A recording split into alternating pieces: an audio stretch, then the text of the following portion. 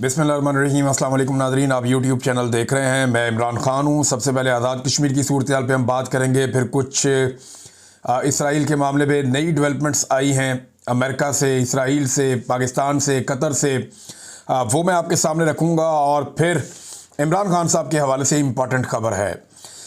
सबसे पहले आज़ाद कश्मीर में बात करते हैं, लेकिन मेरी आप सबसे गुजारिश है और एक दरख्वास्त है ज़ाती हैसियत में कि हमारा मुस्तफ़ा बीमार है, तारिक मतीन भाई का बेटा, और वो काफ़ी लंबे अरसे से बीमार है। अल्लाह रब्बुल इज़्ज़त से दुआ करें कि वो अपना ख़ास रहम फरमाए, अपनी ख़ास मेहरबानी फरमाए। मैं भी दुआ कर रहा हूँ, आप सबसे भी गुजारिश है। और नाज़रीन, अब आ जाएँ आज़ाद कश्मीर की जानिब। तो आज़ाद कश्मीर में राब्ते का ब्लैकआउट हुआ था 28 तारीख को। 29 को इन्होंने ऐलान किया था कि हम अवामी एहतजाजी तहरीक उठाएँगे, हमारे जायज़ मुतालबात हैं। एस्टेब्लिशमेंट यहाँ पे गंद मारना बंद करे, अवाम को हुक्मरानी का हक दिया जाए। जमहूरियत के लिए बात कर रहे हैं, अपने हुकूक के लिए बात कर रहे हैं और पुरअमन एहतजाज कर रहे हैं। तो एक दिन पहले ही इंटरनेट बंद कर दिया गया। वहाँ पे तमाम राब्ते बंद हैं, इंटरनेट बंद है, मोबाइल फ़ोन बंद है, बाकी सर्विसेज भी बंद हैं। आप अगर कश्मीर में हैं तो आपके लिए बाहर इंफॉर्मेशन निकालना बहुत मुश्किल है। लोग बड़ी मुश्किल से वहाँ से इंफॉर्मेशन बाहर निकाल पाते हैं और बहुत कम ऐसा बंदोबस्त है कि मालूमात जल्दी से अब राह रास्त आ जाएं।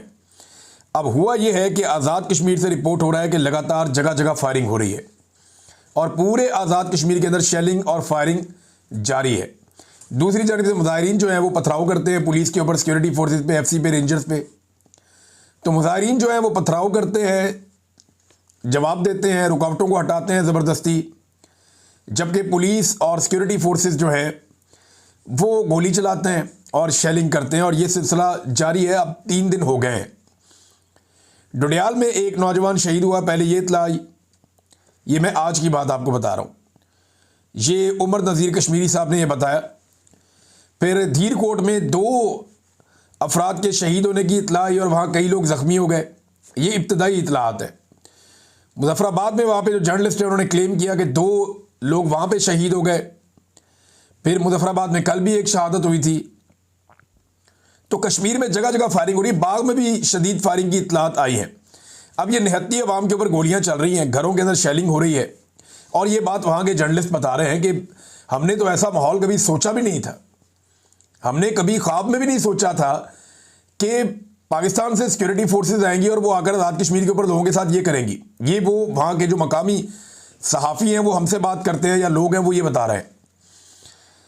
निहत्ती अवाम के ऊपर गोलियां चल रही हैं और ज़्यादा लोग ये शिकवा कर रहे हैं, बार बार कह रहे हैं कि कर्नल फाइक को जब से वहाँ पे लाया गया है, ये लाहौर में होता था कर्नल फाइक, इसको अब मेरे ख्याल ब्रिगेडियर बना के वहाँ ले जाया गया है। इसके खिलाफ लोग बहुत बात कर रहे हैं और वो ये कह रहे हैं कि ये मुजफ्फराबाद में बैठ के ये हालात पैदा कर रहा है। देखिए, एक ऑफिसर ये सारा कुछ करता है, गंद एक ही बंदा डालता होता है और जो मलबा है उसके नीचे पूरा इदारा दबा रहता है। बलूचिस्तान में एक ऑफिसर की हड दर्मी की वजह से आज तक वहां पे अमन वापस नहीं आया। और इसी तरह जो भी आज आज़ाद कश्मीर में हो रहा है, ये जो भी करवा रहा है या जैसे भी हो रहा है, ये अगर बदअमनी पैदा हो गई और मुस्तकिल हो गई तो फिर क्या करेंगे आप? आपने मकबूजा कश्मीर के अंदर हालात नहीं देखे? भारत कितना जुल्म और जबर करने के बावजूद उन्हें नहीं दबा सका। आज उस तरह के मनाजिर जो है वो हम आज़ाद कश्मीर में देख रहे हैं बदकिस्मती से। एक ऑफिसर की बेशर्मी की कीमत जो है वो बलूचिस्तान आज तक उठा रहा है। सीखने का मौका है, कुछ सीख ले, लेकिन मोटी खोपड़ी में बात घुसती ही नहीं है। अब नाज़रीन, जो मुतज़ाद इत्तलात आ रही हैं और अनकन्फर्म्ड इत्तलात है, अभी तक ये कन्फर्म नहीं है, लेकिन जो एक तंजीम है अवामी एक्शन कमेटी, उनके जो पेजेस हैं उनके ऊपर जो खबरें आ रही हैं वो बड़ी खौफनाक हैं। और ये जो खबर है ये सुराब बरकत साहब ने भी शेयर की और कुछ लोगों ने की। तो ये खबर बता रही है कि अब तक 11 अफराद शहीद हो गए हैं और लगभग 150 के करीब अफराद ज़ख्मी हो गए हैं। ये इनको गोलियां मारी गई हैं। और अगर ये हो गया तो इसका मतलब है तो 26 नवंबर वाला काम हो गया आज़ाद कश्मीर में भी। कश्मीर में और पाकिस्तान में फ़र्क ये है कि पाकिस्तान में गोली चलती है या गोलियां चलाई जाती हैं तो लोग वो जगह छोड़ जाते हैं, वहाँ से अपने ज़ख्मियों को उठाते हैं, वो जगह खाली हो जाती है। लेकिन आज़ाद कश्मीर में लोग इलाका खाली नहीं कर रहे। लोग अपने जख्मियों को हटाते हैं, थोड़ा पीछे हटते हैं, दूसरी तरफ से फिर आते हैं, क्योंकि वो हर हाल में इस लड़ाई को जीतना चाहते हैं। वो ये चाहते हैं कि पुरअमन तरीके से रियासती जबर का मुकाबला करते हुए किसी ना किसी तरह अपने हुकूक हासिल कर लें। एक तरफ मुज़ाकरात की बात की जाती है, दूसरी तरफ स्टेट बुलेट चलाई जा रही हैं, लगातार गोलियां चल रही हैं, और उसके अंदर बाकायदा अब तो विजुअल्स आ रहे हैं कि लाशें पड़ी हुई हैं, बंदे उठा के ले जाए जा रहे हैं। एक जगह से विजुअल्स आए, वहां पे वो पुलिस वाले को गोलियां लग गई। एक दो पुलिस वालों को बताया जा रहा है, एक के तो विजुअल भी मैंने देखे हैं, उसको गोली लग गई, वो बेचारा पड़ा हुआ है वहां पे, और जो मुजाहिरीन है वो उसे अपने कंधों पे उठा के अस्पताल पहुंचा रहे हैं। और मुजाहिरीन ने बताया कि जनाब ये पुलिस वाला एफसी को मना कर रहा था कि गोलियां मत चलाओ, एफसी ने इतनी गोली चलाई इसको भी गोली लग गई, और अब ये पुलिस वाला डाल दिया जाएगा मुजाहिरीन के खाते में जो उसको अस्पताल पहुंचा रहे हैं। जो अवामी एक्शन कमेटी के एक रहनुमा है, उन्होंने बताया और मीडिया के ऊपर बताया कि सीएमएच के अंदर हम लेकर गए अपने जख्मियों को, डॉक्टरों ने इलाज करने से इनकार कर दिया, और उन जख्मियों में से भी एक शहीद हो गया। और वो सर पकड़ के बैठे हुए थे कि ये क्या हो गया, डॉक्टरों ने तो हलफ लिया इंसानी जान बचाने का, वो कैसे कह सकते हैं कि हम इसका इलाज नहीं करते और हम इसका ख्याल नहीं रख सकते। अब वो बंदा शहीद हो गया, उसके ऊपर भी बड़ा गमो गुस्सा है। बार बार पुलिस वाले भी मना कर रहे हैं, लेकिन सिक्योरिटी फोर्सेज जो बाहर से आई उनको समझ नहीं आ रही। इस्लामाबाद पुलिस के बहुत सारे एहलकार यरगमाल बन गए, शहरियों ने उनको पकड़ लिया। वो डरे हुए थे, लेकिन उसके बाद शहरियों ने उनको बाहिफाजत वहाँ से निकाला और इस्लामाबाद का रास्ता दिखाया कि जनाब आप इस्लामाबाद वापस जाएं, आपका यहाँ कोई काम नहीं है, हम यहाँ पे एहतजाज कर रहे हैं यहाँ की जाली हुकूमत के ख़िलाफ़, और उनसे हम अपना हक लेंगे। आपको याद होगा नाज़रीन, इस्लामाबाद में जब 25 नवंबर की रात काफ़िला पहुँच रहा था, 25-26 की रात, तो उस वक्त खबर आई थी कि 4 रेंजर्स एहलकार हमारे जो है वो शहीद हो गए। अब हमारे जो रेंजर्स एहलकार वहाँ पे शहीद हुए थे ना, वो एक तेज़ रफ्तार गाड़ी ने उनको टक्कर मारी थी और हादसे के अंदर शहीद हो गए थे। बाद में वो लड़का भी पकड़ा गया, उसका पाकिस्तान तहरीक इंसाफ से ताल्लुक भी कोई नहीं था, उसने एतराफ़ जुर्म भी कर लिया, वो मामला भी ख़त्म हो गया। लेकिन उसकी FIR और सारा मामला उठा के पाकिस्तान तहरीक इंसाफ के खाते डाल दिया गया और हुक्मरानों के बयानात तक आ गए, और आज तक वो जो टाउट सहाफ़ी हैं वो PTI के खाते में डालते हैं। इसी तरह जो FC ने गोली चलाई और वो पुलिस वाले को लग गई, मुजाहिरीन उसको उठा के कंधे के ऊपर लेकर जा रहे हैं। अगर वो पुलिस वालों के साथ होता तो पुलिस वाले लेकर जा रहे होते, लेकिन ये भी कोशिश की जाएगी इनके कंधे पे ही डाल दिया जाए। तो नाज़रीन, लगातार वहाँ से जो इत्तलात आ रही हैं वो अच्छी नहीं है, वो ख़तरनाक इत्तलात हैं, लगातार आ रही हैं आज़ाद कश्मीर से, और हालात मज़ीद ख़राब होते चले जा रहे हैं। ये कश्मीरी अभी तक डटे हुए क्यों हैं, ये सोचा आपने? क्योंकि ये लीडरलेस हैं, इनके पीछे कोई ऐसा आदमी नहीं है जो इनको रोक लेके रुक जाओ। किसी के पास ये इख्तियार नहीं है कि वो एक आवाज़ दे के रुक जाओ, वापस आ जाओ, मैं बात कर रहा हूँ, ये नहीं है। एस्टेब्लिशमेंट किसी एक को ब्लैकमेल नहीं कर सकती। यानी मिसाल के तौर पे इनके साथ गंडापुर नहीं है, यानी इमरान खान साहब गंडापुर को बंदे दे के भेजते हैं अपने, वो 1-1.5 लाख बंदा, और ये इतने 1-1.5 लाख बंदे नहीं है, ये हर जगह थोड़े थोड़े लोग निकले हुए हैं, कहीं पे 10,000, कहीं पे 15,000, कहीं पे 5,000, कहीं पे 25,000, ये ऐसे अलग अलग जगहों पे निकले हुए और बहुत सारी जगहों पे निकले हुए हैं। तादाद तो इनकी बहुत ज़्यादा है, लेकिन अभी ये इकट्ठे हो रहे हैं, मुजफ्फराबाद की तरफ आगे बढ़ रहे हैं, और सरकार पूरी कोशिश कर रही है ये मुजफ्फराबाद में दाखिल ना हो सके, क्योंकि सरकार ये जानती है कि जब ये मुजफ्फराबाद में दाखिल होंगे तो इनके पास लाशें हैं अब, और हमने इनको लाशें दे दी हैं, ये बहुत गुस्से में हैं, तो इनका मुकाबला नहीं किया जा सकेगा।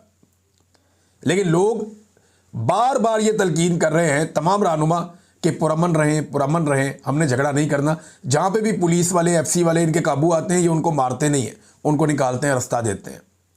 तो ये बड़ी पॉजिटिव चीज़ है और इससे सीख के आगे बढ़ना चाहिए। अब गंडापुर साहब का देखें ना, पाकिस्तान में क्या हुआ, गंडापुर साहब गए, डी चौक पहुंचे, क्योंकि एक लीडर था, गोली चली, वो निकल गया फौरन, गोली चल गई भी, निकलो गोली ना लग जाए, तो गंडापुर निकल गया वहां से। गंडापुर के निकलते ही अवाम ने कहा लीडर भी चला गया, सब खत्म हो गया, हमने करना क्या है यहाँ पे, गोलियां अंधाधुन चल रही हैं, तो लोग भी चले गए। क्योंकि जो आदमी ये कहकर लाया था कि मेरा नमाज जनाजा पढ़ लेना, मेरी लाश भी नहीं मिलेगी, इस तरह की कहानियां सुना के जो आया था बंदों को लेकर, वो निकल गया। तो अगर गंडापुर कश्मीरियों की क़यादत कर रहा होता तो आज वो भी घर चले जाते वापस। लिहाजा ये जो बगैर क़यादत के लोग निकलते ना, ये बड़ा खौफनाक काम है। बांग्लादेश में हुआ, यही काम नेपाल में हुआ, श्रीलंका में हुआ, और आज कश्मीर में हम वो मामला उस तरफ जाते हुए देख रहे हैं। तो क्या पाकिस्तान इस तरफ बढ़ेगा, ये आने वाले दिनों में हम देखेंगे। गंडापुर ने जो दावा किया नादरीन, उसके ऊपर बात करते हैं, लेकिन पहले ज़रा इसराइल वाले मामले में चले जाएं। दो बातें तो क्लियर हो गई, और ये दो बातें डोनाल्ड ट्रंप ने भी क्लियर कर दी, ये दो बातें नेतन्याहू ने भी क्लियर कर दी, ये बातें जो इसराइली दिफाई एक्सपर्ट्स हैं उनकी जो माहिरीन की राय आ रही है वो भी यही आ रही है। और कैटेगोरिकली वो ये बात कह रहे हैं कि नंबर एक, ट्रंप के मंसूबे या मुआहदे में फ़लस्तीनी रियासत का क़याम शामिल नहीं है, और ये पहले दिन से नहीं है।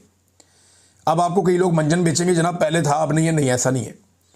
वो जो पहला मुआहदा सामने आया था, मैंने आपको जिस दिन मुआहदा शुरू हो रहा था, शहबाज शरीफ ने इसकी तारीफ भी नहीं की थी, उससे पहले मैंने मुआहदे के बारे में आपको बताया था एक शिक कि उसमें यह है कि सोचेंगे, बाद में सोचेंगे कि फ़लस्तीन को रियासत बनाना है या नहीं बनाना, बस इतना ही है। कोई फ़लस्तीनी रियासत का तस्करा उसमें नहीं है। एक तो ये बात क्लियर होगी, उन्होंने कहा जी कोई फ़लस्तीनी रियासत का क़याम जो है ट्रंप के मंसूबे में शामिल नहीं है। नंबर दो, गजा से इसराइली फ़ौज का इनखला नहीं होगा। तो फिर ये खे आपने मुआहदा किया है, आपने हासिल क्या किया? इसराइली फ़ौज रहेगी गजा के अंदर, तो फिर आपने क्या हासिल क्या किया आपने? जब इसराइल की फ़ौज गजा के अंदर मौजूद रहेगी, वो वहाँ से निकलेगी ही नहीं, तो हासिल क्या किया? और जब फ़लस्तीन को बतौर रियासत तस्लीम ही नहीं किया जाएगा, तो फिर आपने हासिल क्या किया? आपने तो टकेगी को कामयाबी हासिल नहीं की। ये बात पहले दिन से सबको मालूम थी। अब ये चूरन बेचेंगे, बहाने बनाएंगे कि पहले हमें नहीं पता था, अब हमें पता नहीं, इनको पहले दिन से सारा पता था। ट्रंप ने भी लगभग ये बात पहले कर दी हुई थी और ये अखबारात में छप भी गई हुई थी। वाशिंगटन पोस्ट की एक खबर थी, मैंने आपको पढ़ के भी सुनाई थी पहले। नेतन्याहू ने भी अब ये बात बड़ा कैटेगोरिकली उसने दोहरा दी है। फ़लस्तीनियों ने इसे अब तमाशा करार दे दिया। ये मैंने आपको AFP की रिपोर्ट पढ़ के सुनाई। उन्होंने बताया फ़लस्तीनियों ने ओवरऑल कहा कि ये एक तमाशा लगने जा रहा है और कुछ नहीं है, ट्रक की बत्ती है। हमास ने पहले शिकवा किया कि कई मरतबा मुआहदे हुए, उनकी खिलाफ वर्जी हमेशा इसराइल करता है।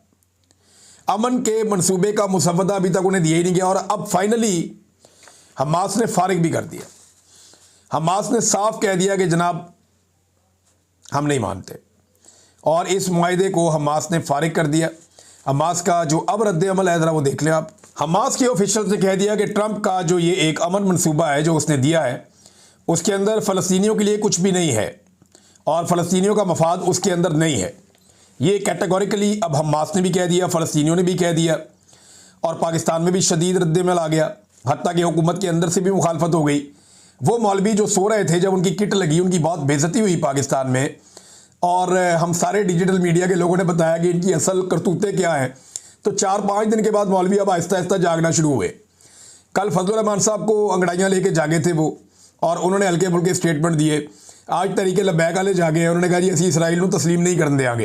पहले उन्होंने पूरे पाकिस्तान का इंतजार किया, जब सारा डिजिटल मीडिया खड़ा हो गया, जब पूरा मामला बन गया जी असी नहीं होने देंगे, अब वो कह रहे हैं ना। ये बोले शहबाज शरीफ की वो मुलाकात के ऊपर, जो जाके शहबाज शरीफ साहब ने एक अमेरिकन जूश कांग्रेस के सदर के साथ मुलाकात की, उसके ऊपर इनका कोई मौक़िफ़ अभी तक नहीं आया, और ना ही इनका कोई मौक़िफ़ वो खातून के हवाले से आया जो वज़ीर आज़म की फ़ाइलों तक जिनकी रसाई थी, और वो बार बार ज़ोर दे रही थी, और एयरफोर्स 1 के अंदर उन्होंने ट्रैवल किया, वज़ीर आज़म के साथ उस होटल में क़याम किया, वज़ीर आज़म के साथ ट्रैवल किया, और पाकिस्तानी सरकार का प्रोटोकॉल हासिल किया।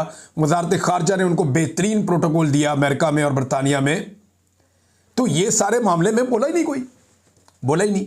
अब गोगलुओं से मट्टी झाड़ने के लिए मैदान में आ रहे हैं। हत्ता कि ये हुआ नादरीन कि जो मीडिएटर है ना बीच में मुज़ाकरात करवाने वाला मुल्क, वो तो कतर है। कतर ने भी कह दिया है कि ये अमन मंसूबे के जो नकात हैं उनके ऊपर उनको भी एतराज़ है। उन्होंने कहा जी बहुत सारे नकात ऐसे हैं जिन पे वजाहत और मुज़ाकरात की ज़रूरत है। अभी तकाज़ा है इस बात का कि उनके ऊपर मुज़ाकरात भी किए जाएं मज़ीद, और वजाहत भी दे अमेरिका के ये हो क्या रहा है। हमारे वज़ीर आज़म ने पहले दिन गेम चक दी थी पकड़ के। आप अंदाज़ा करें कि सारी दुनिया अब आहिस्ता आहिस्ता कह रही है ये गलत काम हो गया। जो फ़लस्तीनियों की तंजीमें पाकिस्तान में दुनिया भर में वो कह रही है गलत काम हो गया, ठीक नहीं हुआ, ये किस तरफ आप लेकर जा रहे हैं। लेकिन पाकिस्तानी वज़ीर आज़म ने और आर्मी चीफ ने पहले दिन तय कर लिया एस्टेब्लिशमेंट ने कि नहीं जी नहीं, हमने तो ट्रंप साहब के कहने के ऊपर लब्बैक कहनी है।